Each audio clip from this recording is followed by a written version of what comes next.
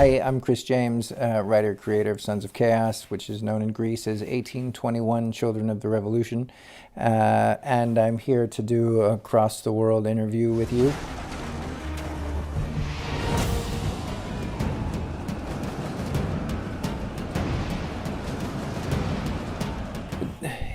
Being done with the book was amazing, and getting to go out in public in the world was amazing, and also vulnerable because you don't know how people are going to respond.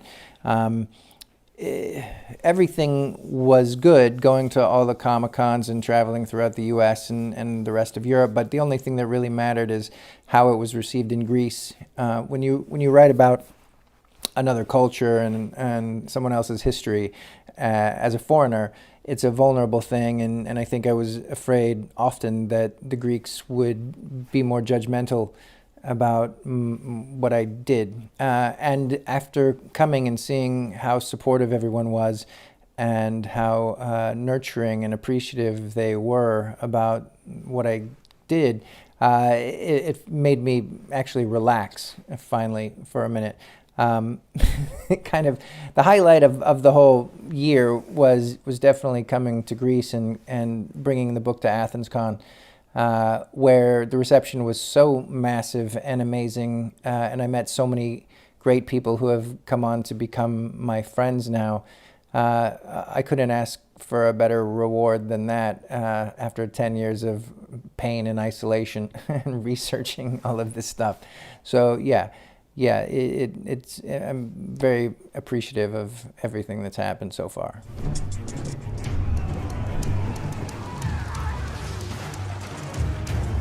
So it's been a long trip, is how it's been.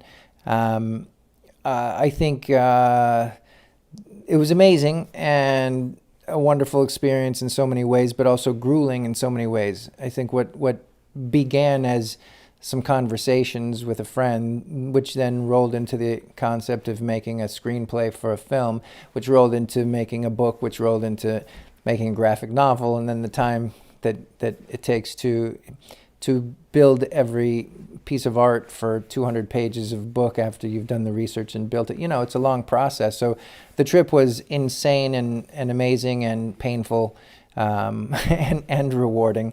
And so, you know, it's also still at the beginning stages. The book has really just created a platform that now you can jump off in so many different directions in so many different ways for so many different projects that are related to the book.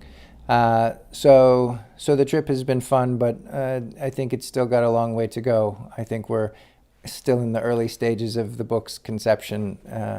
So for better or worse, I think there's 10 plus more years that I will be surrounded with this content.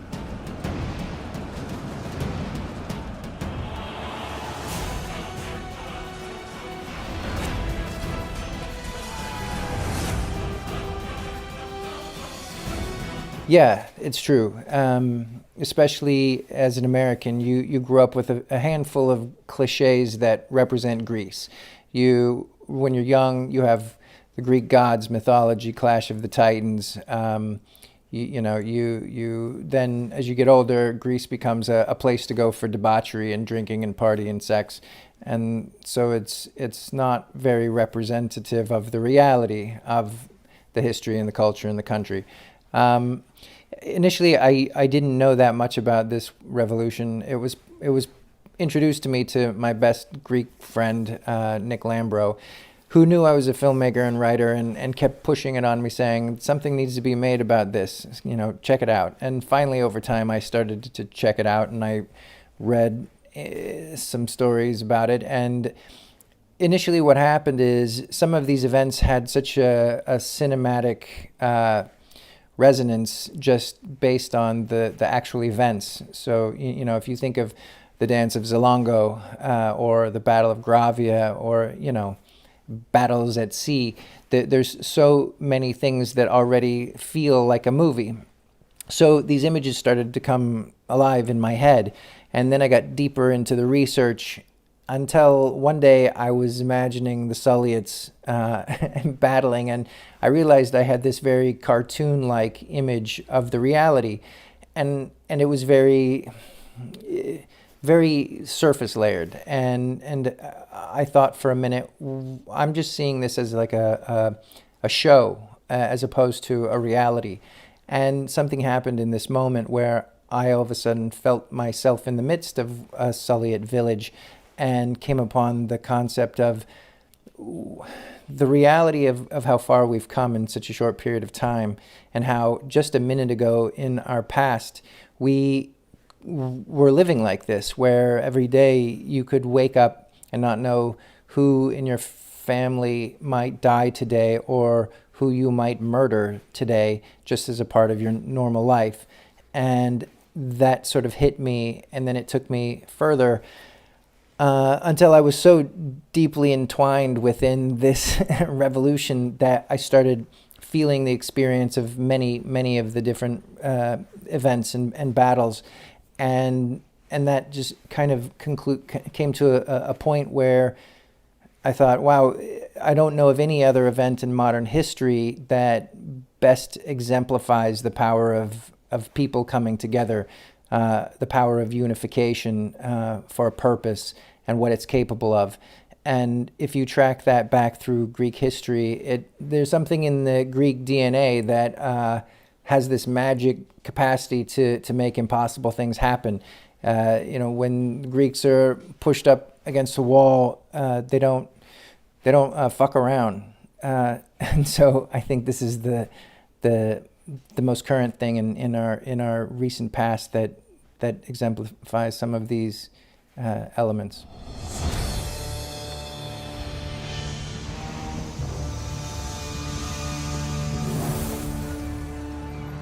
Universal message is kind of like what I said. It's the power of unification. It's the being faced with an obstacle that just seems impossible, like there's no way you should be able to overcome this.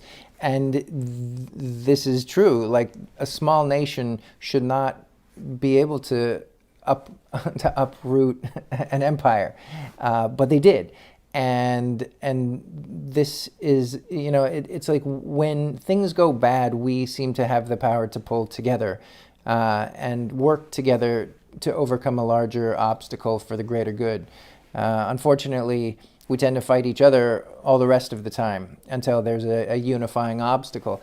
And I think if we could figure out how to do this together on a regular basis, we'd, be better people living a better life.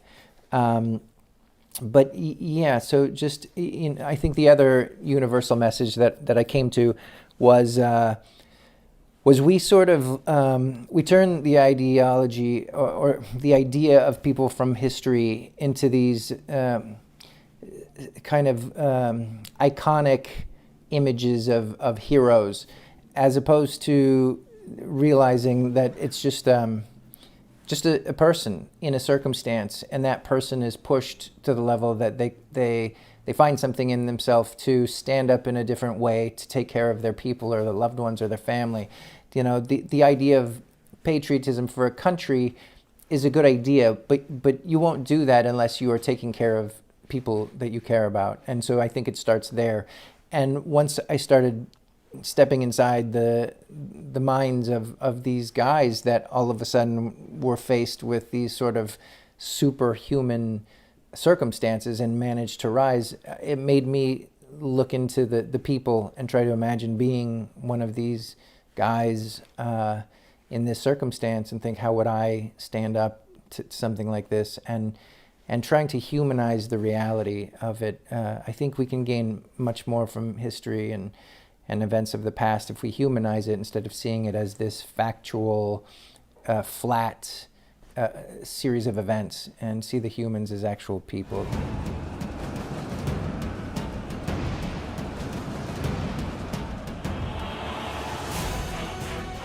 Yes, I did so much reading of books about, I read every book I could find, and you have to really dig to find these books in English. Most of them are written in Greek. So the problem is what happens when you start reading the books is you get to book 2 and it sounds great, book 3 and it's like, wow. But by the time you get to book 5, 6, 7, 10 and above, the books start conflicting and the information doesn't add up. And this book says one thing that's the opposite of this book. And so you realize, oh no, history books are really fiction based on the writer.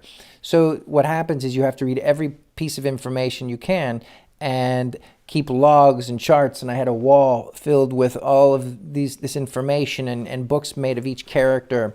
And it's like investigative reporting. So you start to put pieces together, and then you have to break down and understand the authors and who wrote it and what their bias was and what their agenda was and what their relationship to the revolution was, so that you could decipher their agenda to figure out what might have been true with what they're saying or what wasn't true. And you do that enough times with 100 different books, and you start to have an idea of what makes sense and what doesn't make sense. So yeah, it's a lot of reading between the lines and hypothesizing about what might have been real as opposed to the bullshit that's presented in most books.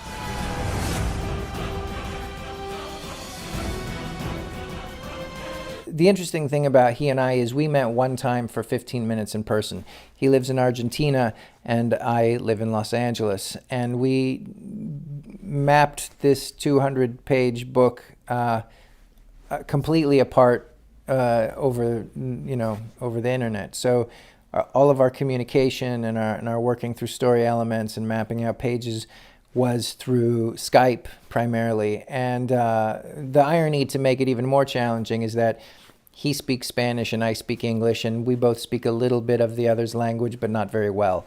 So the start was a little bit slower, but once he really understood the story and the themes and the character and the layers of it, he barely needed my help at all. And what he brought to the book was a new level of magic that wouldn't have even come near existing if I was left alone to do it. So I'm very grateful for what he brought.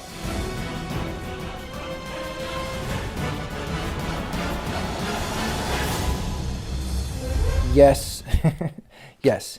There's a lot currently in development, other projects that stem from Sons of Chaos that have been growing over the past year, including a possible limited TV series or an animated series. But outside of that, what the book has done is it's stimulated a number of other projects. So right now I'm trying to move forward developing a project around Zalongo, as well as a documentary series where I travel to a lot of the cities that were key cities during the revolution that have kind of gone invisible, and how the people have evolved during the past centuries, as well as a series of master classes about humanizing modern history, using the book as sort of a starting off point to teach these elements everywhere, but primarily in Greece. So yeah, there's a number of things, and things keep popping up, and people keep reaching out about possible spin-off different things that have to do with the book. So yeah, I think there's probably a lot more to come, and this is just the beginning stages of this sort of saga.